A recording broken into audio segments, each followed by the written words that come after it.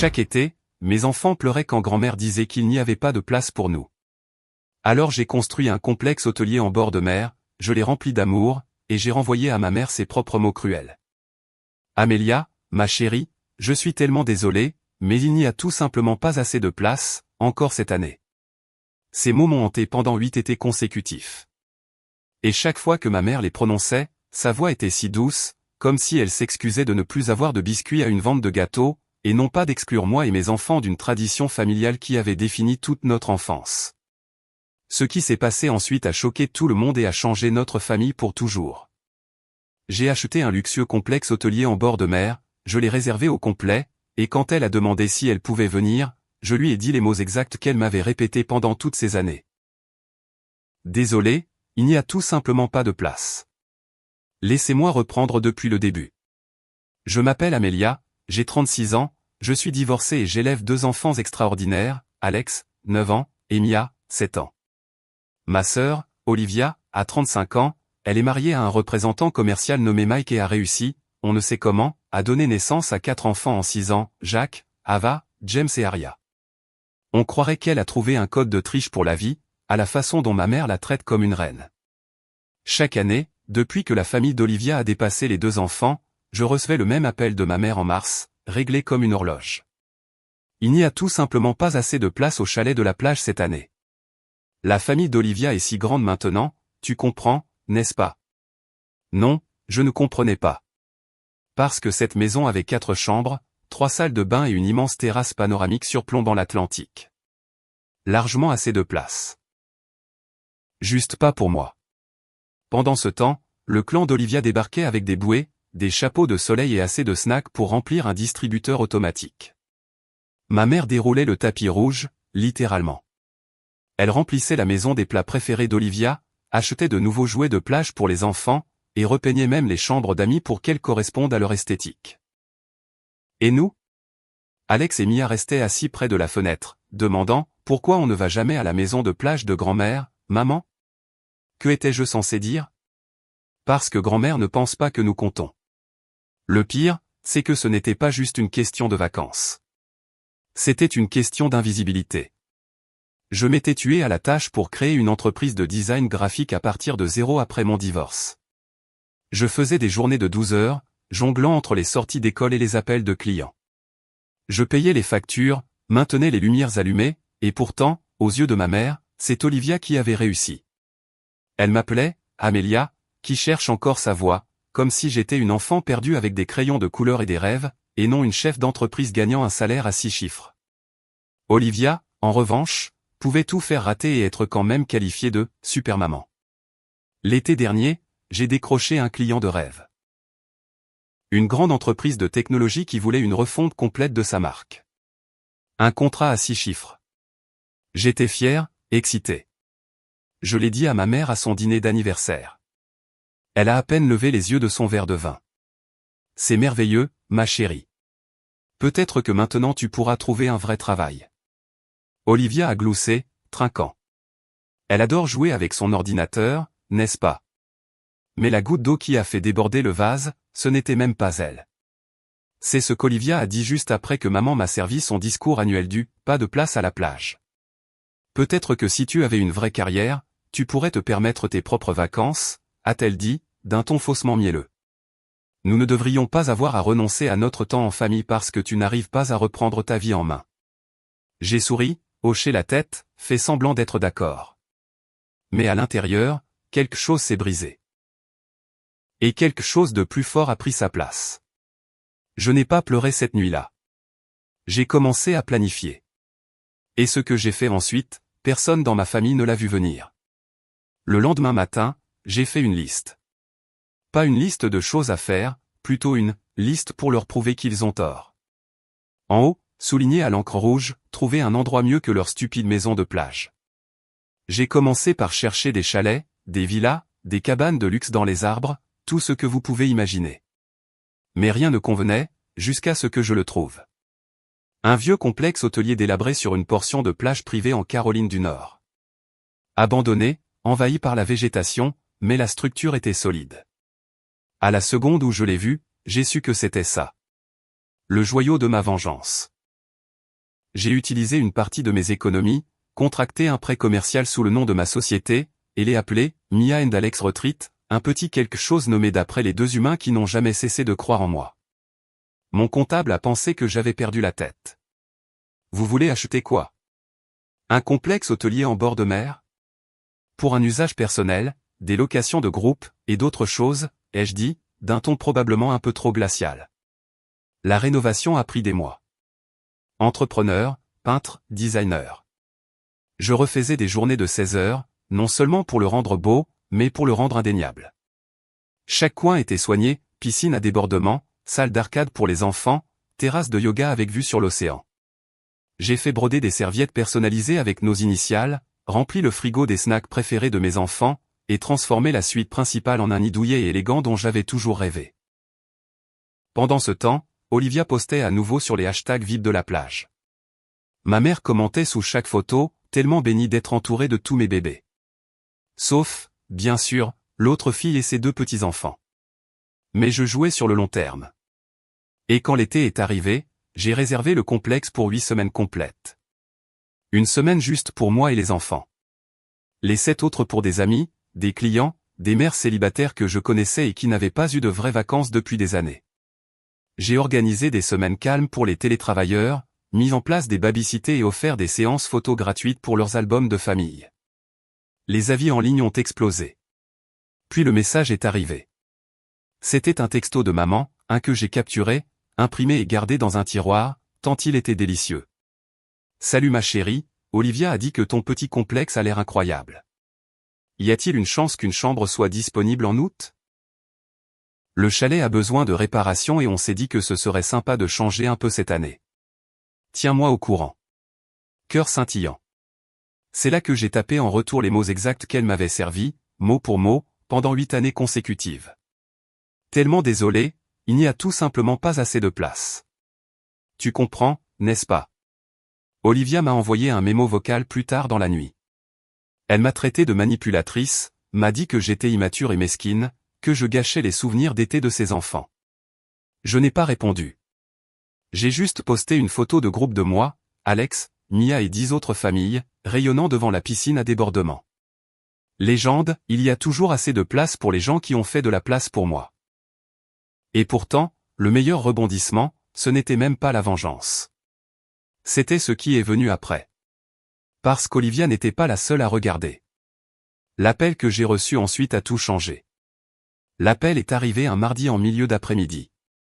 J'esquissais des logos pour une marque de bien-être au bord de la piscine, sirotant un café glacé et écoutant Mia apprendre à Alex à plonger sans faire de plat. Mon téléphone a vibré. Un numéro que je ne reconnaissais pas. Allô? Bonjour, Amélia. La voix était hésitante, polie, familière. Ici Karen, du magazine Lux Life Travel. Je me suis redressé. Oui. Nous avons vu votre propriété en ligne, Seaside Haven. Une de nos rédactrices y a séjourné la semaine dernière lors d'une retraite. Elle a dit que c'est un joyau caché, avec l'intimité d'un hôtel-boutique et les commodités d'un complexe 5 étoiles. Nous aimerions le présenter dans notre numéro de juillet. J'ai cligné des yeux. Oh. Eh bien, oui, absolument. Nous aimerions aussi faire un portrait de la fondatrice, si vous êtes d'accord. Cette nuit-là, en regardant les étoiles depuis mon balcon, j'ai repensé à la première fois où ma mère m'a fait sentir comme une étrangère. J'avais 16 ans. Olivia venait de se faire enlever son appareil dentaire et ma mère lui a organisé une « fête du sourire ». Je ne savais même pas que ça existait. Ballons, gâteaux, bannières proclamant « radieuse et éblouissante ». Je venais de remporter la première place à un concours d'art régional. J'ai ramené le ruban à la maison, le cœur battant, pensant que peut-être, juste peut-être, j'avais enfin fait quelque chose digne d'être célébré. Maman y a jeté un coup d'œil et a dit « C'est bien, ma chérie ». Puis elle m'a demandé si je pouvais prendre des photos d'Olivia pour son album de sourires. Même à l'époque, je l'ai senti. Cette piqûre d'être l'enfant du « peut-être plus tard », toujours en attente, toujours en second. Mais cet été au complexe, cet été était le mien. Alex et Mia rayonnaient. Ils l'appelaient le « paradis de maman » et se vantaient auprès de leurs amis que leur mère était une patronne. J'ai organisé des soirées feu de camp, fait du yoga au lever du soleil, et j'ai même invité quelques autres parents célibataires que j'avais rencontrés en ligne à passer un week-end, tous frais payés. Des gens qui, comme moi, s'étaient sentis rabaissés. Puis quelque chose d'étrange s'est produit. Une nuit, j'ai reçu un autre appel d'un numéro masqué. Amélia? C'était Olivia. Je ne devrais pas appeler, dit-elle rapidement, mais Jacques a vu ton complexe sur TikTok. Il a demandé pourquoi on n'y allait pas. Il pleure depuis ce matin. Sa voix s'est brisée. Ça m'a prise par surprise. Elle a continué, trébuchant sur ses mots. Je sais que j'ai été horrible. Je sais que maman t'a traité injustement.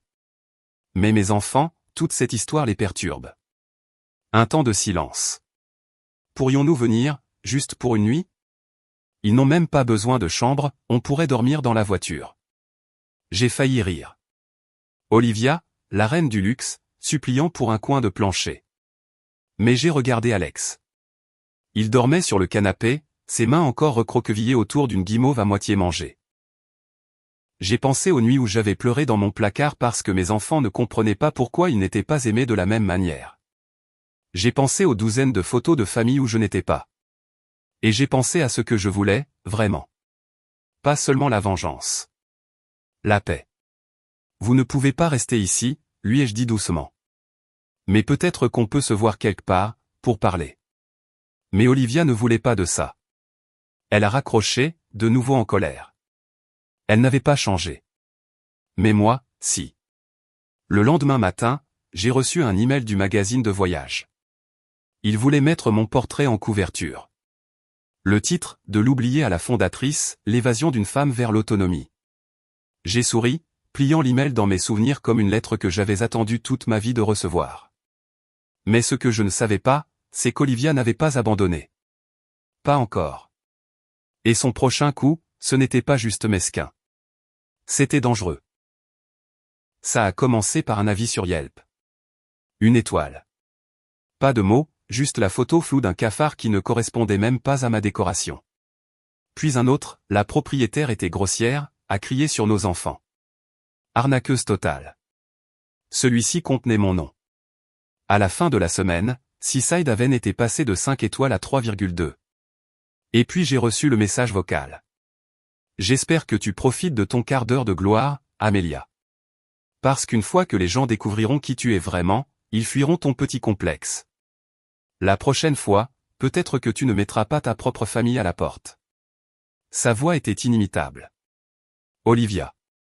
Je ne sais pas ce qui m'a le plus brûlé, le sabotage, ou la manière pathétique et amateur dont elle s'y est prise. J'avais passé ma vie à me taire, à prendre de la hauteur pendant qu'elle piétinait ma dignité comme si c'était un jeu de marelle. Mais pas cette fois. J'ai transféré le message vocal à Yelp.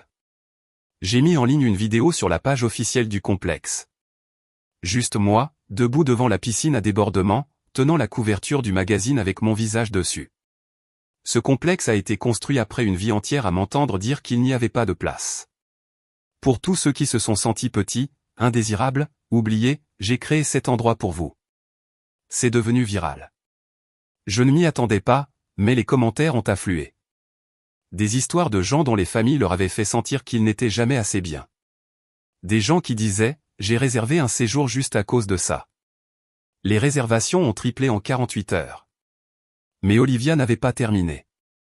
Elle a envoyé une mise en demeure, affirmant que Seaside Haven était basé sur des idées de propriété familiale discutées lors d'événements familiaux privés. Elle voulait une part de mes bénéfices. Je n'ai même pas pris la peine d'appeler un avocat. J'ai transféré l'email à mon amie Lisa, qui se trouve être procureure fédérale. Lisa a répondu par 3 phrases, je m'en occupe. Et non, son dossier est vide. Mais Olivia ne reculait pas. Un matin, je suis sorti sur la plage et j'ai trouvé ça, peint à la bombe sur mon panneau, la famille d'abord, la fraude après. Mes enfants l'ont vu avant moi. Alex m'a demandé, maman, tu as volé quelque chose à Olivia. C'est là que j'ai craqué. Je les ai fait asseoir tous les deux. Je leur ai tout dit. Pas les mesquineries, pas la vengeance, mais la vérité. Comment nous avions été exclus. Comment parfois, les gens que vous aimez profondément choisissent de vous aimer moins. Et comment nous ne laissons pas cela nous définir. Cette nuit-là, nous avons repeint le panneau ensemble. Le nouveau disait, bienvenue à Seaside Haven. La famille, c'est ceux qui vous font de la place. Le lendemain matin, un SUV noir est entré dans l'allée. En est sortie une personne que je n'avais pas vue depuis plus d'une décennie. Ma mère. Mais elle ne ressemblait pas à la maman qui me tressait les cheveux ou chantait dans la cuisine. Elle avait l'air plus petite, plus mince, comme si les années l'avaient pliée en papier. Elle s'est approchée de moi lentement, les mains tremblantes. « Il faut que je te parle, » dit-elle, sa voix se brisant comme de la terre sèche. Mais ce qu'elle a dit ensuite m'a presque coupé le souffle. « Je suis malade, Amelia. Il ne me reste pas beaucoup de temps. » C'est ce qu'elle a dit, debout sur la plage que j'avais achetée à son insu, me fixant comme si les 10 dernières années n'avaient été qu'un rêve fiévreux. Ma mère, la femme qui m'avait dit un jour, peut-être que l'année prochaine, on trouvera de la place. 8 années de suite.